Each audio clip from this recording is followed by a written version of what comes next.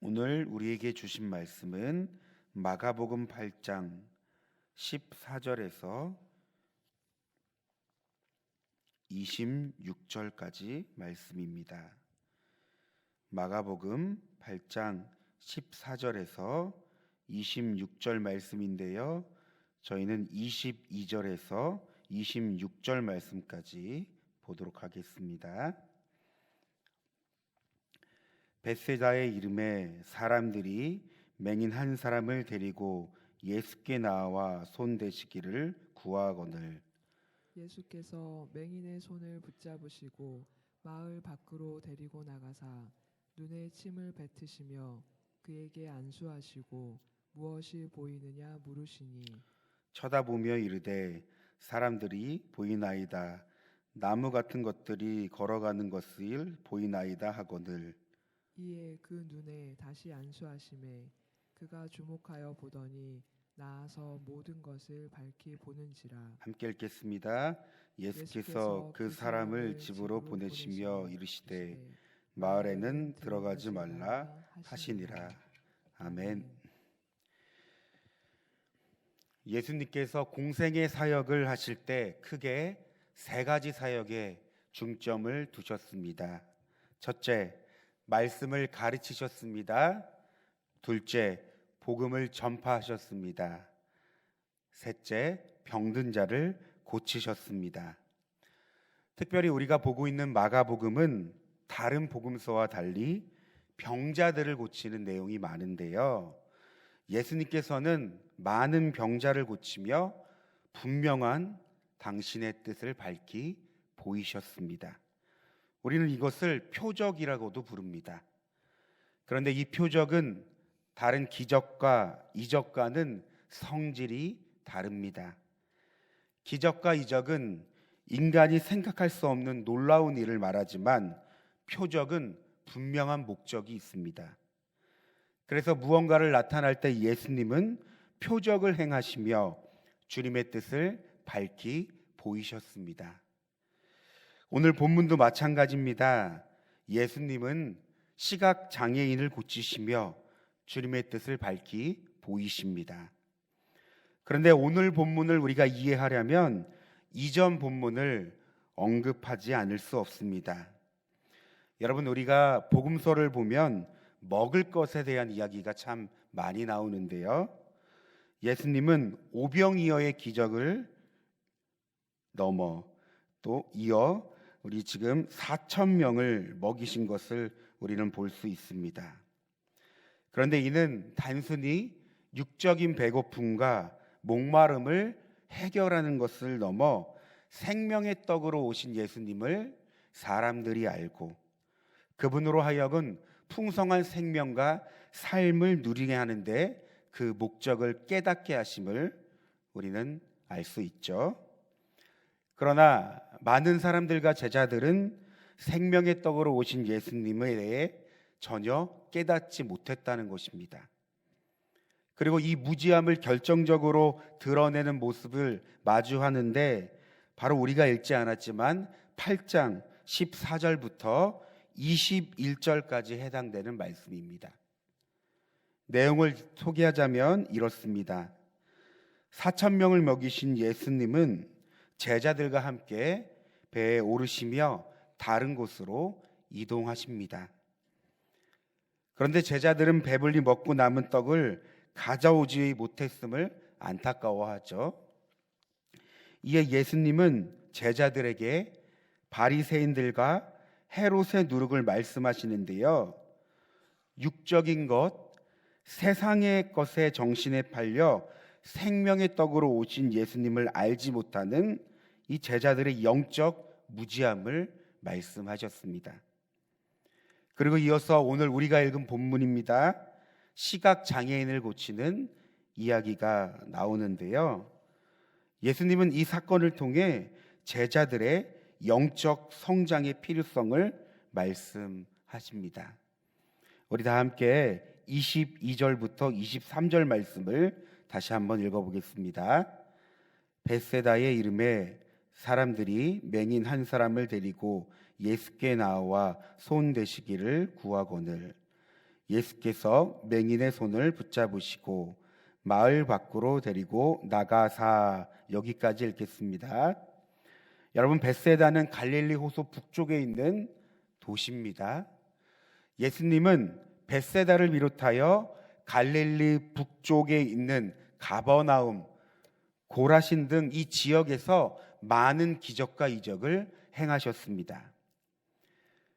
우리가 읽은 23절을 보니까 예수님은 이 벳세다에 이르러 시각장애인을 만나셨는데요.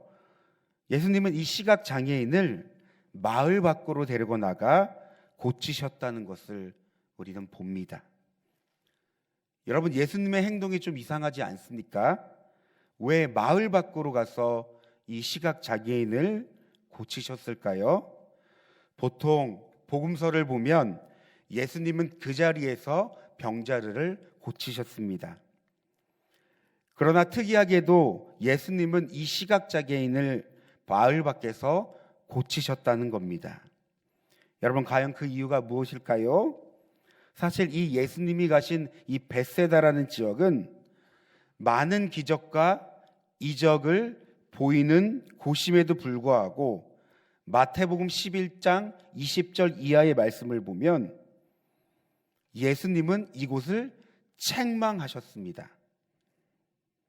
그러니까 이 벳세다는 주님의 많은 권능을 체험하고도 불구하고 주님의 말씀을 듣지 않고 회개하지 않았던 곳입니다. 도리어 주님을 배척하였고 결국 예수님께 책망받고 저주받던 곳이 바로 벳세다였습니다. 따라서 예수님은 의도적으로 그곳을 피해 마을 밖에서 시각장애인을 고치신 겁니다. 우리가 26절을 보면 예수님은 고침을 받은 시각장애인에게 마을로 들어가지 말라고 하시는데요. 바로 은혜가 아닌 심판을 받아야 할 곳이기 때문입니다. 여러분, 우리는 이 짧은 본문에서 중요한 영적 진리를 깨닫습니다. 그것은 은혜도 반드시 거둬들일 날이 있다는 겁니다. 여러분, 하나님의 은혜는 차별이 없습니다.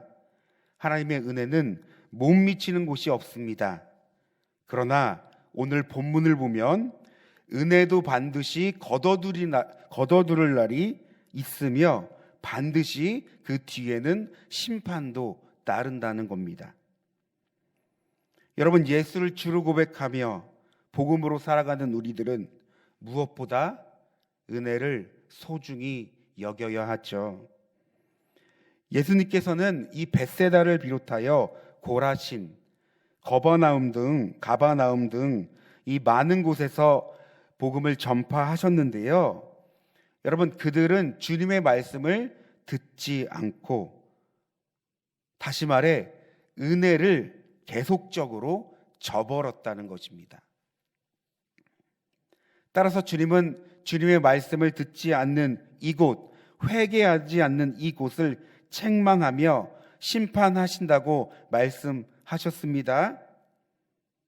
그런데 어쩌면 이런 모습 속에서 여러분, 우리의 삶에도 주님의 말씀을 귀담아 듣지 않고 은혜를 너무나 쉽게 여기는 우리의 모습은 없는지, 은혜를 너무나 당연하게 여기는 우리의 모습은 없는지 생각해 봅니다. 여러분, 정말 무서운 사실은요, 예수님을 모르는 사람은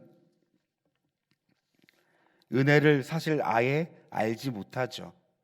그러나 예수님을 믿고 안다는 우리들의 모습을 보면 때때로 은혜로 생각하지 못하고 너무나 그 은혜를 가볍게 여긴다는 것입니다. 고린도후서 6장 1절 2절 말씀입니다. 우리가 하나님과 함께 일하는 자로서 너희를 권하노니 하나님의 은혜를 헛되이 받지 말라.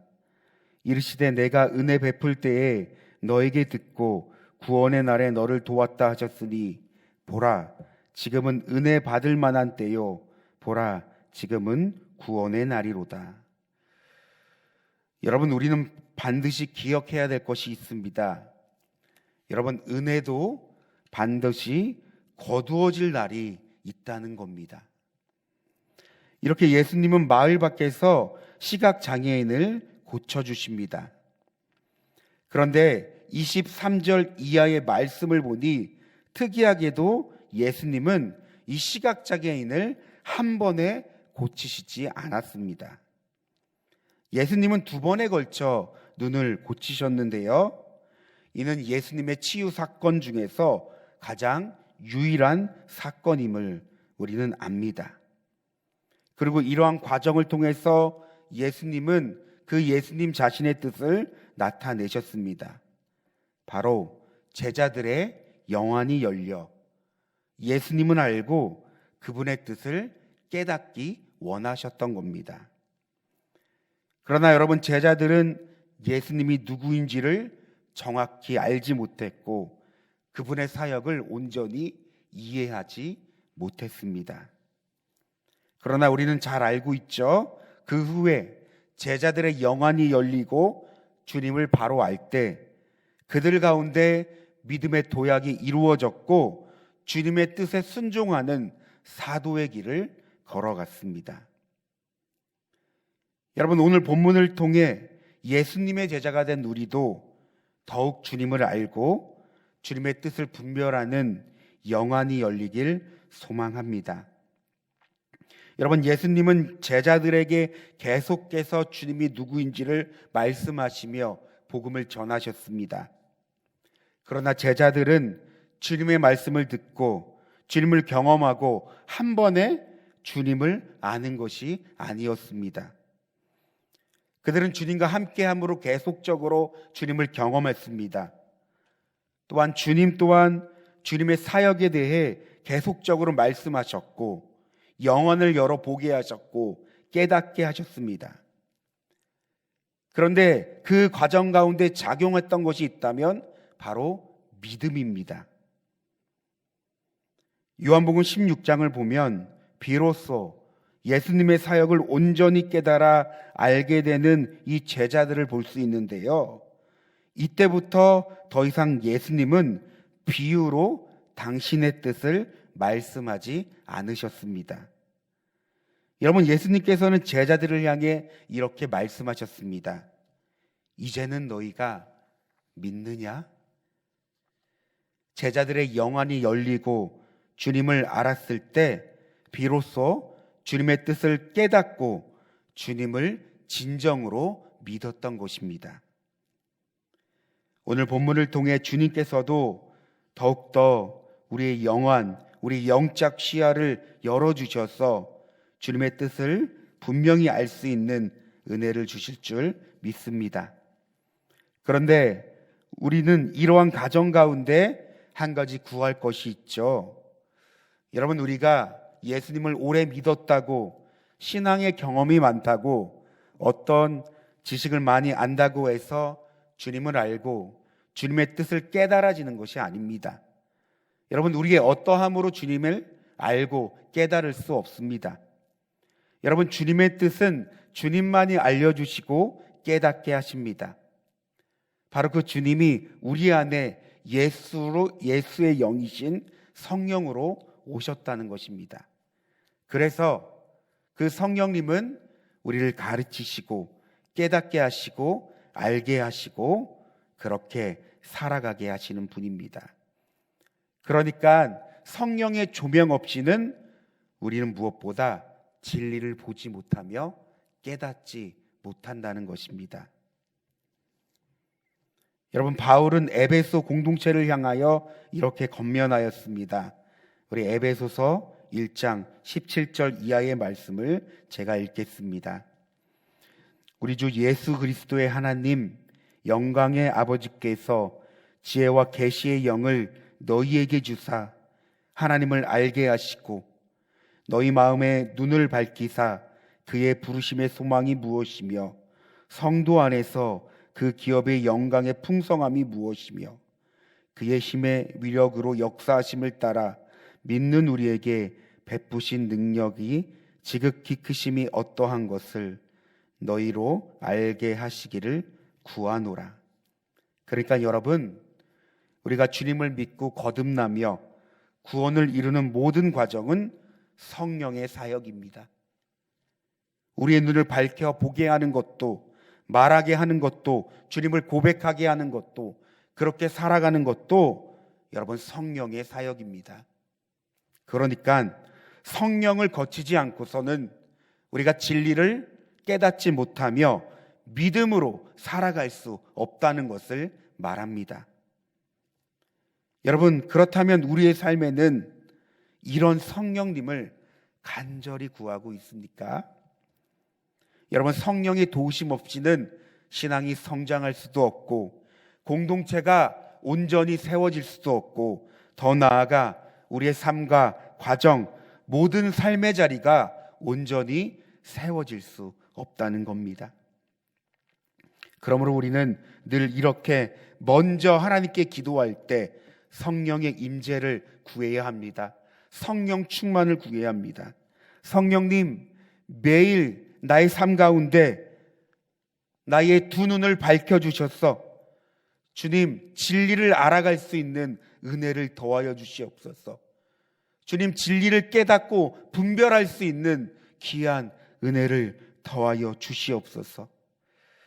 여러분, 성령의 도우심 없이는 우리는 한순간도 믿음으로 살아갈 수 없습니다. 지금도 살아계셔서 우리 안에 계시고 예수의 영이신 그 성령님은 이 시간 우리를 통하여 주님의 뜻을 밝히 드러내십니다. 우리의 삶을 통해, 더 나아가 계시된 이 말씀을 통해서 주님의 뜻을 깨닫게 하시며 그 말씀을 하루하루 붙잡으며 살아가라고 하십니다. 오늘 말씀을 통해 함께 기도하길 원하는데요, 먼저는 은혜를 가볍게 여기는 우리의 모습은 없는지 이 시간 돌아보길 원합니다. 더 나아가 우리의 영안이 열려 참 진리이신 예수님을 더욱 알 수 있는 우리의 삶이 될 수 있도록, 여러분, 그러려면 우리는 더 성령 충만을 구해야 합니다. 적당히 구해서는 안 됩니다. 적당히 성령 충만한 것은 없습니다. 성령 충만하지 않으면 내가 주인된 삶을 살아갑니다. 나로 충만할 수밖에 없습니다. 그러므로 더욱더 이 시간 성령을 구하는 하루가 될 수 있도록 우리 다 함께 주여 한번 부르시고 기도하겠습니다. 주여, 사랑과 은혜가 충만하신 하나님, 오늘 예수님께서 베세다에 가서 시각 장애인을 고치는 이 본문을 보면서 하나님, 우리는 깊이 주님의 뜻을 묵상해 봅니다.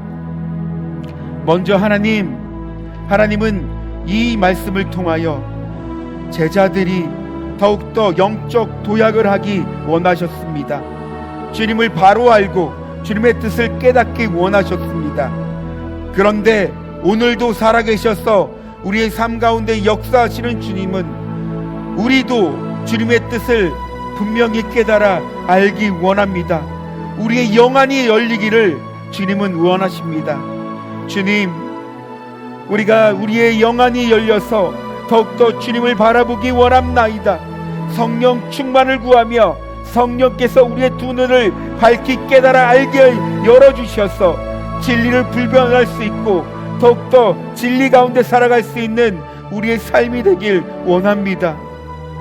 그런데 하나님, 오늘 말씀을 보니까 주님이 이 시각장애인을 고치셨을 때 마을 밖으로 데려가서 이 시각장애인을 고쳤다고 합니다.